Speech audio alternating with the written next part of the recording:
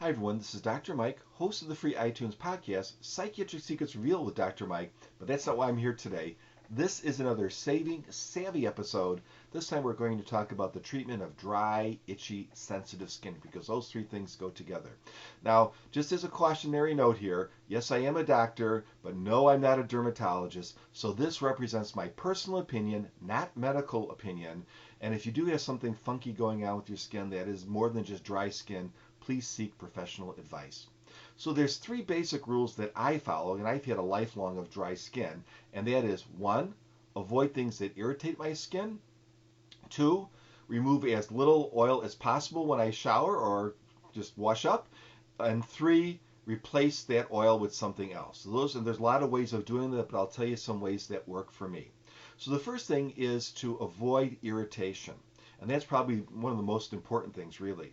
So I can tell you when a product called Iris Spring Soap came out, probably 25 or even 30 years ago, I was first in line to buy a bar. But after one shower, it went into the trash because I was scratching so much. And the problem with that soap, for me anyways, was the very strong fragrance.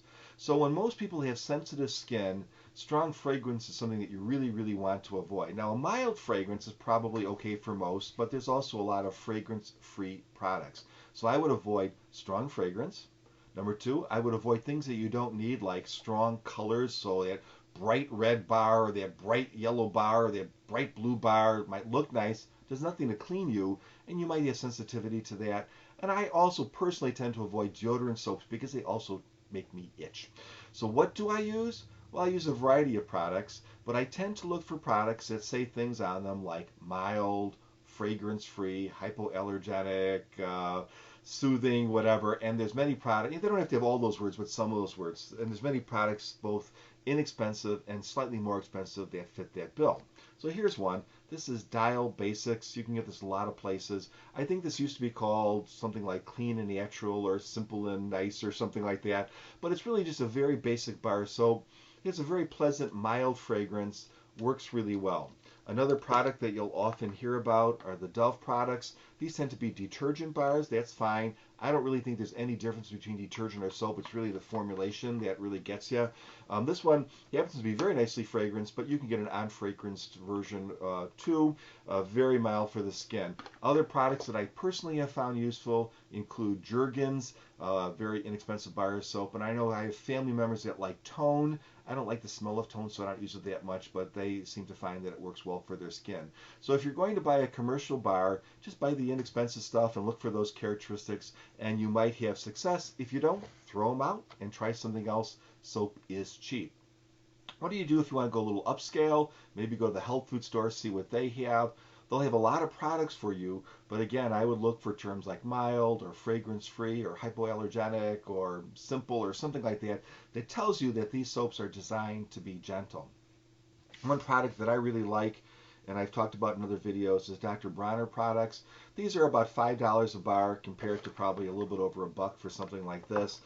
Purely soap, nothing else. Sometimes a little bit of an essential oil to add fragrance. This one happens to be lavender, which is probably why we still have it.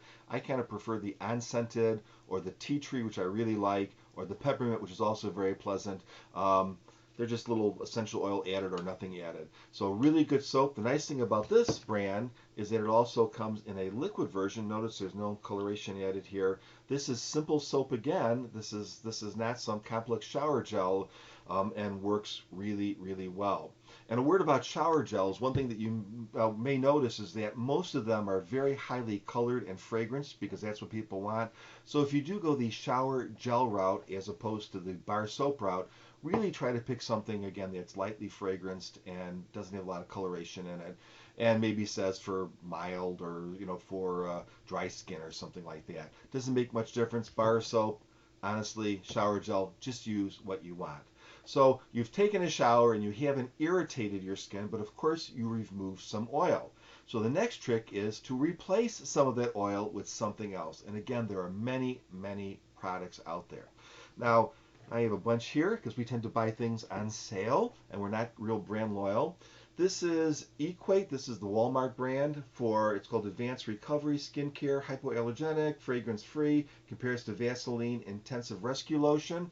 I love this product. It's really cheap, works really well. Another product is something else we bought on sale, Eucerin Plus Intensive Repair, fragrance free. Okay, you're getting an idea that it's fragrance free or dry skin. Here's another good product, more expensive, soothingly sensitive aloe and buttermilk body lotion. This does have a fragrance in it. Burt's Bee, again, you want to go a little more upscale.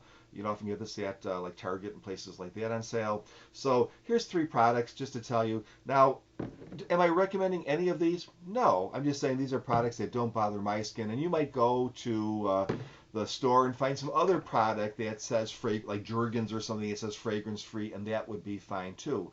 But a couple of things that I have found, at least as a guy, that have been very helpful. One, always go for something that is a pump, because in my case I use lotion all over, and this makes it really, really fast and effective, much more effective than using something like this where you're tipping it over and you're banging it, and it's just a pain in the neck.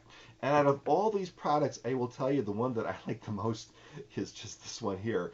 It's a little bit thinner than the other products, so it has less actual mineral oil or whatever they put in here, but it goes on a lot easier. So this is my favorite product just for ease of use, and I find that its lotion properties are not that really different than something like this, but you might find a different product. Just go for fragrance-free, hypoallergenic, or something like that that's not going to irritate your skin.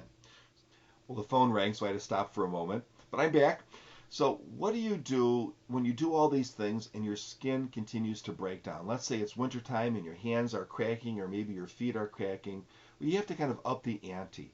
And one way is to use oil replacement that just has more oil or whatever in it. So Aquaphor is a good product.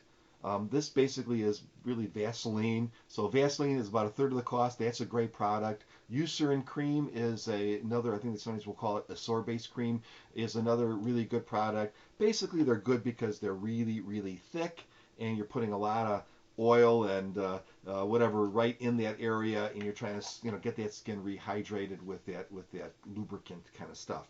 So these are great products in time of emergency. Pretty awkward to use in your whole body though. So what do you do if you're kind of itching? It's wintertime and things are feeling kind of out of control. Well, one group of products that I found very, very helpful are tar-based soaps. Now that sounds really weird, but these types of soaps were used commonly 40 or 50 years ago, and they're actually making a resurgence now.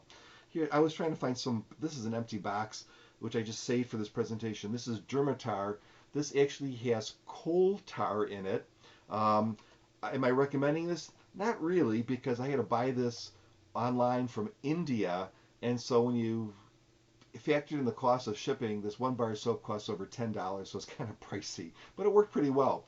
If you're local in the US, you might want to try Grandpa's Pine Tar Soap. You can get it usually at Whole Foods or a health food store and other places.